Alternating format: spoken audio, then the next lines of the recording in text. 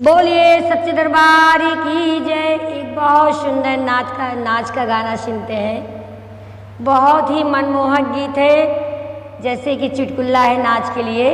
तो आइए सुनते हैं, बहुत ही मनमोहक चुटकुला है। अब देखा तब देखा फिर देखा हो, अब देखा तब देखा फिर देखा हो, उलझे मोर नयनवा फिर देखा हो, उलझे मोर नयनवा फिर देखा हो। अब देखा तब देखा फिर देखा हो, अब देखा तब देखा फिर देखा हो, उलझे मोर नयनवा फिर देखा हो, उलझे मोर नयनवा फिर देखा हो।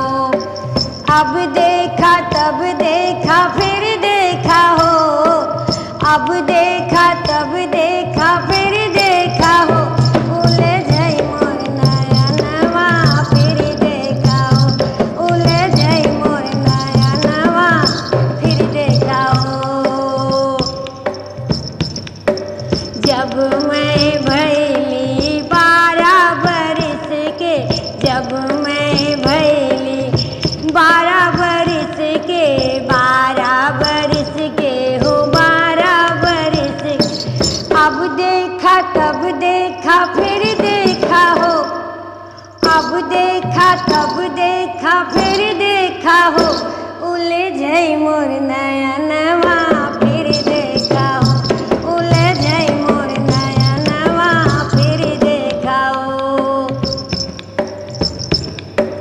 गौना लियाए पिया घर बैठाए, गौना लियाए पिया घर बैठाए, घर बैठाए हो घर बैठाए।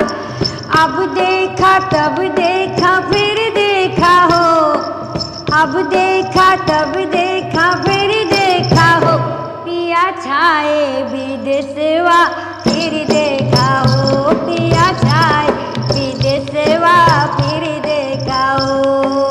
अब देखा तब देखा फिर देखा हो, अब देखा तब देखा फिर देखा हो, उलझे मोर नयनवा फिर देखा हो, उलझे मोर नयनवा फिर देखा हो।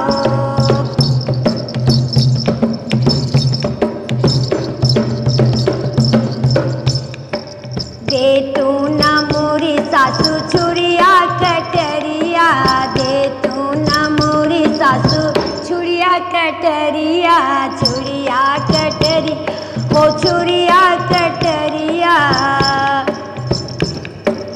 अब देखा तब देखा फिर देखा हो, अब देखा तब देखा फिर देखा हो, पिया लड़का नदनवा फिर देखा हो, पिया लड़का नदनवा फिर देखा हो।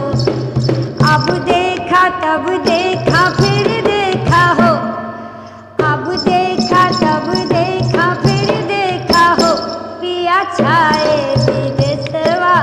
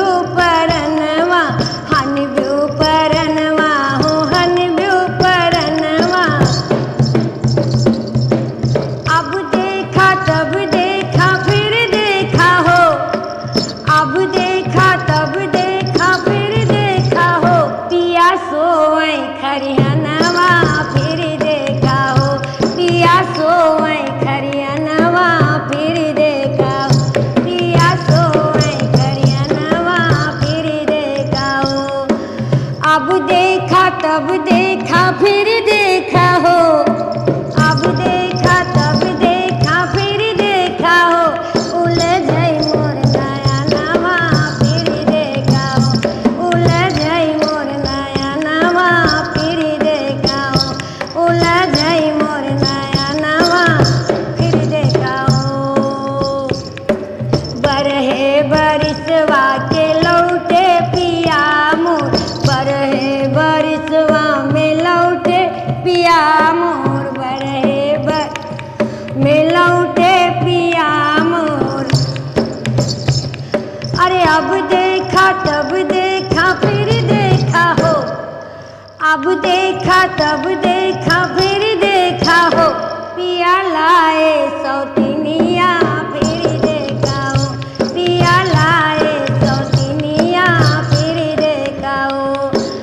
अब देखा तब देखा फिर देखा हो, अब देखा हो तब देखा फिर देखा हो, पिया उलझई मोर नया नवा फिर देखा हो, उलझई मोर नया नवा फिर देखा हो, उलझई मोर नया नवा फिर देखा हो।